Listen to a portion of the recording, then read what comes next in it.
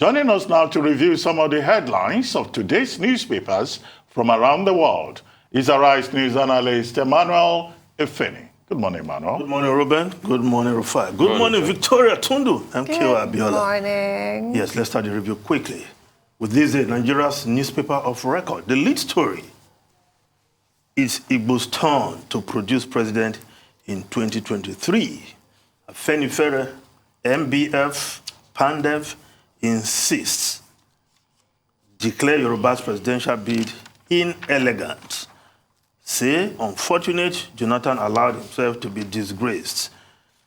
Well, now, this socio-cultural group or socio-political group, Afenifere, PANDEF, and the Middle Belt Forum had this meeting yesterday.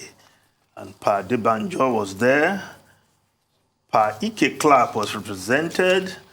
And of course, the leader of the Middle Belt Forum was also there. And the point they are making is that this time around, the president, come 2023, should come from the southeast. A president to be elected by Nigerians should be of southeast extraction. Now, the Guardian newspaper quickly is reporting this story before I just make a few comments. Not plots to retain power, Afenifere, PANDEF, others alleged, while the leadership newspaper 2023 presidency, citing fairness, southern Middle Belt leaders make case for southeast. Go and put your house in order, Afenifere tells Igbo politicians. Northern stakeholders warn against pitting, not against South. While the New Telegraph newspaper 2023, PANDEF, Afenifere, Middle Belt Forum agree on president from the East. The Nation newspaper, PDP ex-governors, aspirants reject consensus candidate. Yes, Rivers governor donates 200 million naira in Kaduna. I've been wondering, the money Governor Nyeso Wike has been donating, is it his personal money or government money? If it's government money, is it being appropriated for? What manner of assembly will just appropriate donations in such huge sum? But I think that we need to hear from the Governor Nyeso Wike where this money is coming from. Is it Rivers people's money you are donating? I think I'm asking that question because we remember one of his predecessors in office went around donating money in a bid to get the presidency. He didn't even get the vice presidency.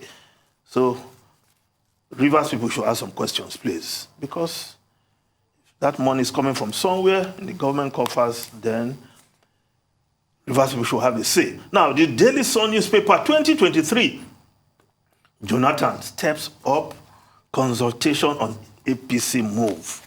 His defection declaration underway supporters ex-president's plan to recontest national service, says campaign coordinator.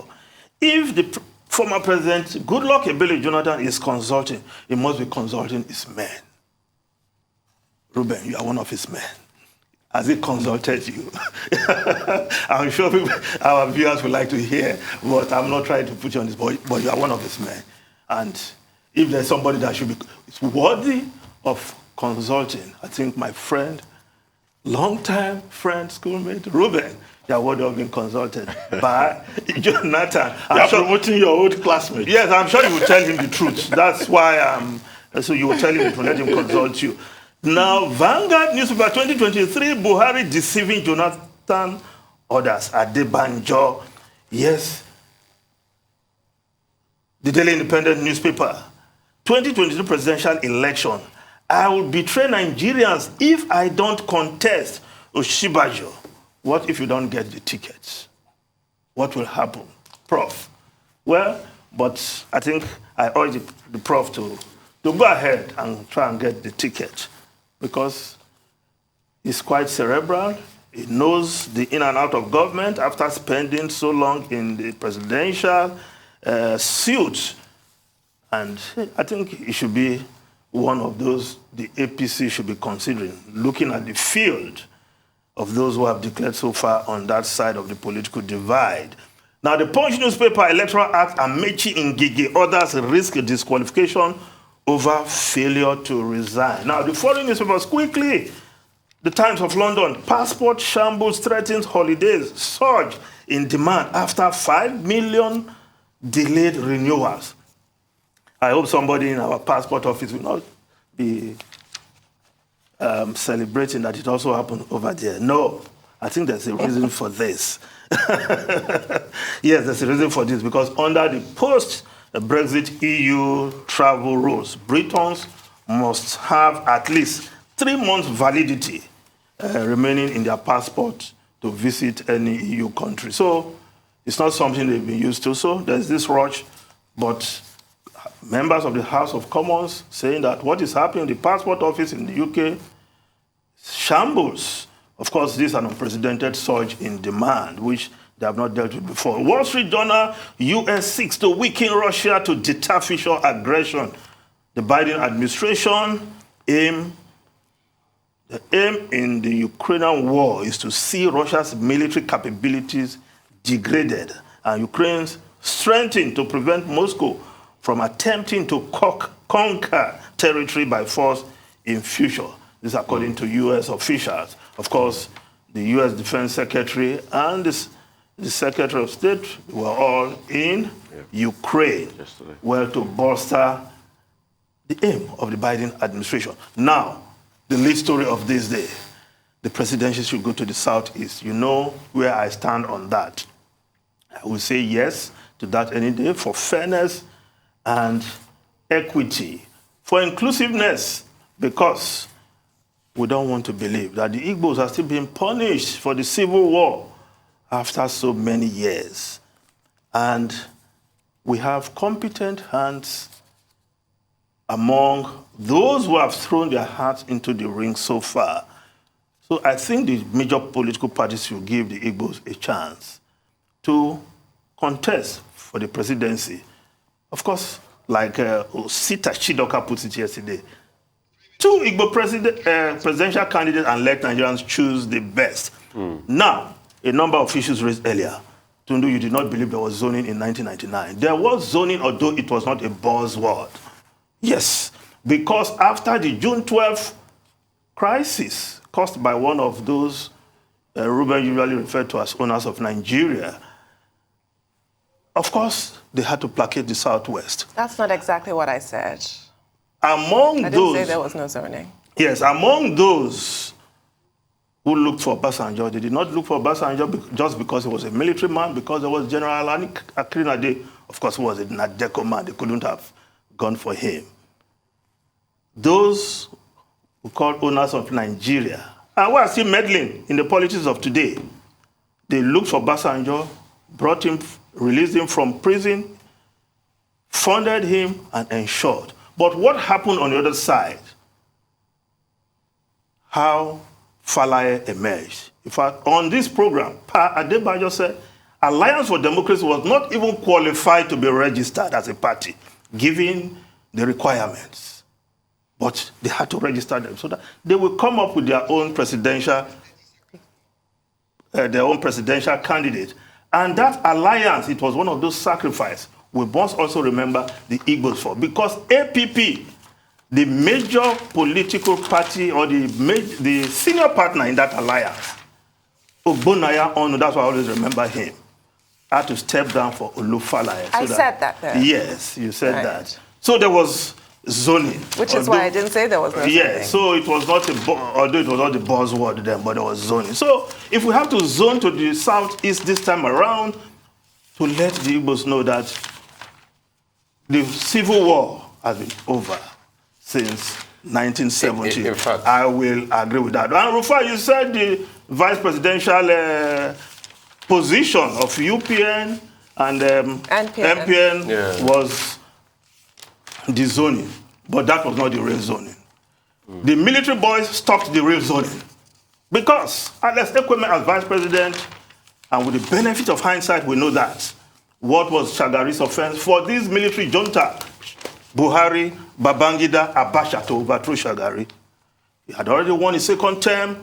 He had rejigged his cabinet to do better for his second term. But the military boys, 3 months down the line, they overthrew him. And many say perhaps it was to stop an equipment presidency after Shagari's 8 years. I mean, so just to corroborate what you said, in fact, I think it was Payo Adebayo saying that Abdulsalami Abubakar did say that if you don't have the elections without the Alliance for Democracy and the Yorubas, it's as good as not having the elections at all. Yeah. So it was Abdulsalami Abubakar that facilitated the process. And they should register them, even though they have not met the requirements. And they finally got a candidate out in Olufalaye then. I mean, just to corroborate. Okay, very quickly, I want to comment on 2-3 things, as briefly as I can make it. I see here on the front page of this interesting story, which we discussed with Mr. Michael Wilson earlier. Elon Musk reaches agreement to acquire Twitter for $44 billion. $44 billion. That's more than the foreign reserve of Nigeria. I hope they will not come when we will invite Elon Musk to just come and buy Nigeria.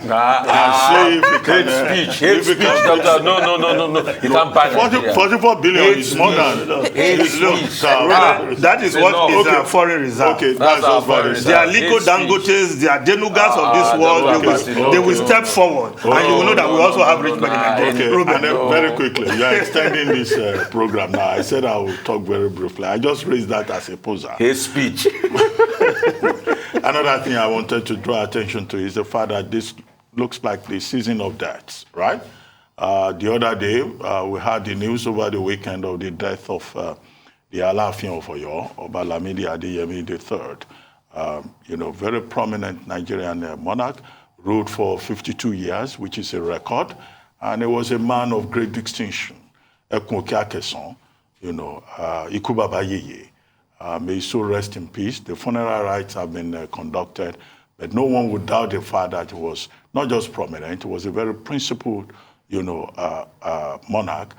He was almost, more or less, the permanent chairman of the Oyo State Council of Traditional Rulers and Chiefs, but he was noted more for his regard for tradition and his intellectual prowess, not just in the far eschatology, but also the discipline that he brought to the office, and he served the people of Oyo very well, and Yoruba land in particular. So we commiserate with people of Yoruba land. You seem to be missing something. Well, what did I miss? Yes, he was the one who conferred the title of Are Onaka Kamfo on MK Abiola. Okay. Well, another thing is that this morning we've also heard of the death of another prominent I just have Nigerian, to add that. Another prominent Nigerian, Alabo Tonye Graham Douglas. All over 80. From the, over 80 years. Alabo Graham Douglas will have been 83 on May 8th. So he died just a few weeks to his 83rd birthday. He was also a very prominent Nigerian. One of the icons of the Abonema and Kalabari kingdom from River State. And he did his best, in terms of his contributions to Nigeria. He was commissioner for sports in River State in 1986. He would later emerge as minister, of culture and tourism. He later also became minister of aviation. And it was under his watch that there was the deregulation of the aviation industry in Nigeria. In 1998, he was part of the presidential process. And he was one of those persons, who eventually lost to President Olusegun Obasanjo as he became. And then eventually he served as minister in 2 different capacities, under President Olusegun Obasanjo. He was a man who was, very versatile and, a source of inspiration for many young people, from the South. He was involved in real estate, in finance, in infrastructure development, a very knowledgeable man, perhaps also because he was a student of knowledge. I stress that particularly. He was fair and square, and he laid his compass, quite well, in his, service to humanity and in his pursuit of philanthropy. We commiserate with the people of Kalabari, of Abonema Kingdom, and particularly with Graham Douglas' family of River State. May he journey well as he continues on his journey to the grand architect of the universe. Thank you so much, Dr. Abati. He deserved that. He'll be sorely missed. All right, thank you so much.